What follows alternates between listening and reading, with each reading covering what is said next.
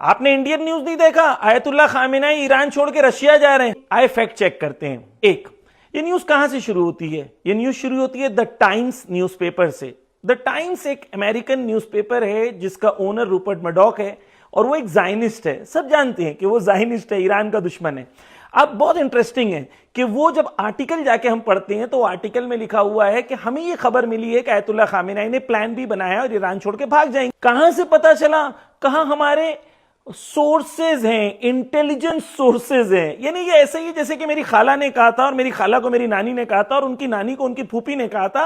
यानी कोई verified source नहीं है। अब सवाल ये है कि जब अनकंफर्म्ड रिपोर्ट है, अनकंफर्म्ड न्यूज है और सोर्सेज भी नहीं है, तो ये न्यूज दूसरे लोग कॉपी क्यों कर रहे हैं? इसलिए क्योंकि हमारे यहां मीडिया नहीं है, पैरेट मीडिया। किसी ने बोला मिट्टू तो सारे लोग बोलने लगेंगे मिट्टू मिट्टू मिट्टू, क्योंकि ये पैरेट मीडिया है। कुछ और चीजें मैं आपको बयान करता हूं। आते हैं तेहरान की बात करते हैं। आयतुल्लाह खामेनेई खुद 3 जनवरी को पब्लिक, हजारों के दरमियान पब्लिक में स्पीच देते हैं। कितनी बेबुनियाद बात है ये।